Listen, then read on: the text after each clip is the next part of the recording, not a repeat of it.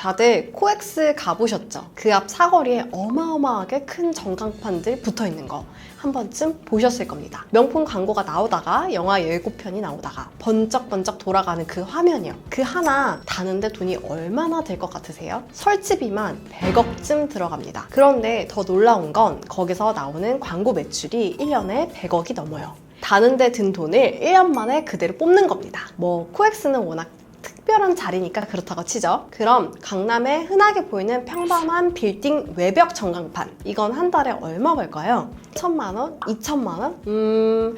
학동 사거리에 있는 이 빌딩을 보면 총 임대료가 월 6천만 원 가량이었습니다. 벽에 붙은 전광판 하나에서 받는 임대료는 월 1억 2천이었어요. 건물을 통째로 빌려줘서 버는 돈보다 벽에 붙은 광고판 하나가 더 벌어들인 겁니다. 이게 대체 어떻게 가능한 건지, 그리고 이게 정말 남는 장사가 맞는지 오늘 이것에 대해 이야기해 보겠습니다.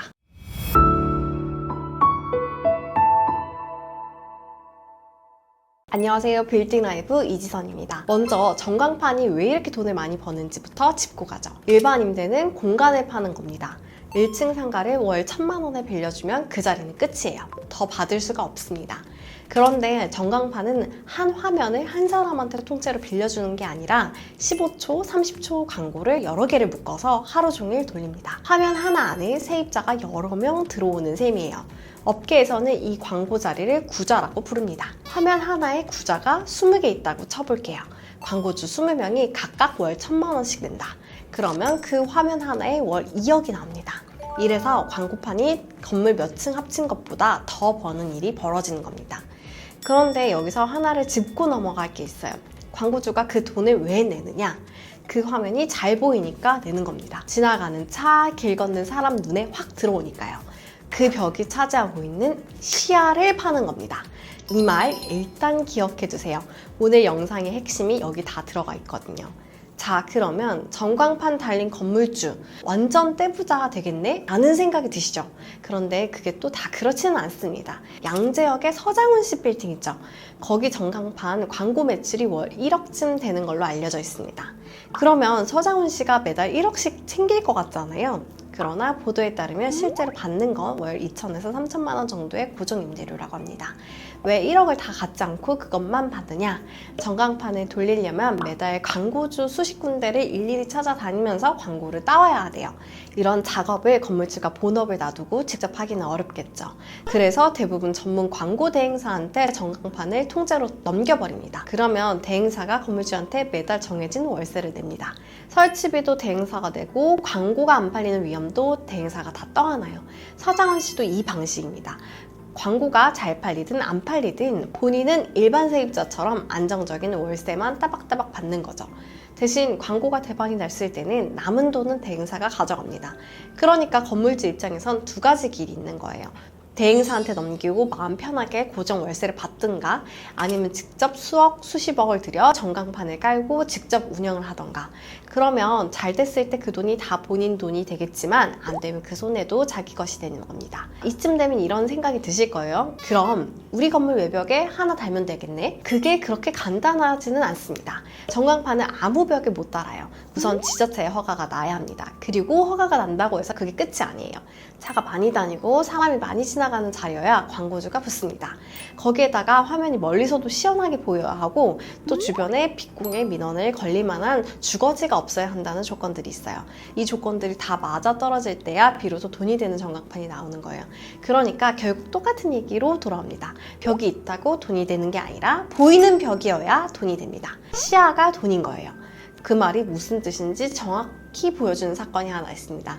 청담동 도산대로 한복판에 대형 전광판이 하나 서 있었어요. 그 바로 옆엔 낮고 평평한 맥도날드 건물이 딱 붙어 있었어요. 이 전광판이 월 1억 2천만 원 가량 벌어들이는 효자 광고판이었어요. 그런데 이 전광판이 붙은 건물이 2021년에 400억에 거래가 됩니다.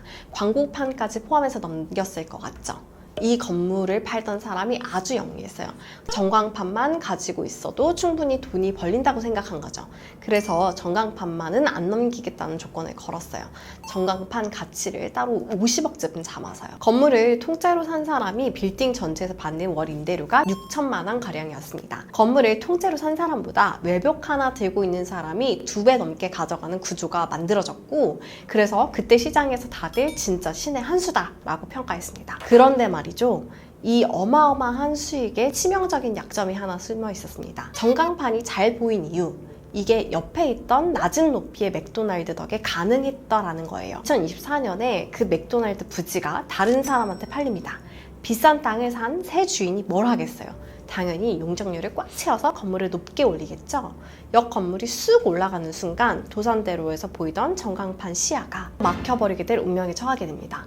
그렇다고 옆 건물 높게 짓지 말라고 막을 수 있냐? 그것도 안 됩니다. 내 땅이 아니니까요. 결국 그 잘 나가던 전광판은 철거밖에 답이 없는 신세가 되게 될 겁니다. 이 사건은 전광판에만 해당되는 얘기가 아닙니다. 부동산을 어떻게 봐야 하느냐에 대한 얘기거든요. 눈에 보이는 화려한 수익일수록 이게 계속 유지될 수 있는 돈인지를 의심해야 합니다. 그 옆에 건물이 안 올라간다는 전제에서만 유효한 시한부 수익이었어요. 부동산은 내 땅 서류만 봐서는 절대로 안 됩니다. 옆 땅이 앞으로는 어떻게 될지까지 같이 봐야 해요. 사실 도산대로 맥도날드 그 자리는 워낙 노른자 땅이라 언젠간 고층에 들어설 거라는 건 냉정하게 보면 예측할 수 있는 일이었을 겁니다. 자, 그래도 이 광고판 시장 자체는 오히려 커지고 있습니다. 원래 5개 광고판은 규제가 굉장히 빡빡해요. 외벽 가리는 것도 안 되고 크기도 정해져 있고 밝기도 막 올리지는 못하게 막아놨거든요. 그런데 정부가 어떤 구역들을 콕 집어서 여기는 광고를 좀 자유롭게 해도 된다고 하고 풀어주기 시작했습니다. 이걸 5개 광고물 자유표시 구역이라고 해요. 1호가 아까 그 강남 코엑스였습니다. 2016년에 지정됐는데 그 효과가 어땠냐면 5년 동안 광고 매출이 1,577억이 나왔어요. 돈이 된다는 게 확인이 되니까 정부가 2호로 명동, 광화문, 해운대를 추가로 풀었습니다. 한국판 타임스퀘어를 만들겠다는 거죠. 이 구역 안에는 규제가 확 풀립니다. 건물 전면을 통째로 덮는 초대형 전광판도 되고 화면이 툭 튀어나와 보이는 3D 착실 광고까지 돼요. 이게 왜 중요하냐면 그동안 아무 돈도 못 벌던 그냥 콘크리트 외벽이 어느 날 갑자기 돈 버는 임대 면적으로 바뀌는 겁니다. 외벽 위에 가상의 빌딩 한 채를 올리는 거나 마찬가지예요. 전광판 분명히 매력적인 자산이 맞습니다. 안 쓰던 외벽에서 돈을 뽑아내고 사람들 시선을 모으고 건물의 가치를 끌어올리니까요.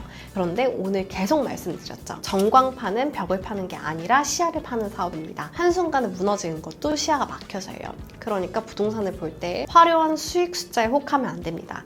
지금 눈앞에 들어오는 그 현금이 진짜 온전히 내 것인지 아닌지, 남의 떡 덕분에 잠깐 얹혀있는 돈이지 그걸 따져봐야 진짜 가치가 보이는 겁니다. 자, 전광판에 대해서 오늘 말씀드렸는데요. 딴 나라 이야기 같은 느낌이죠. 그래서 요즘은 더 현실적인 현수막 광고로 트렌드가 바뀌고 있습니다. 그런데 이 현수막에 대해서도 할 말이 정말 많아요. 충격적인 내용도 있고 해서 다음 컨텐츠에 이걸 한번 말씀드려 보겠습니다. 도움 되셨으면 구독, 좋아요 눌러주시고 빌딩이나 상업용 부동산 관련해서 궁금하신 거 있으면 댓글 남겨주세요. 빌딩 라이브 이지선이었습니다. 감사합니다.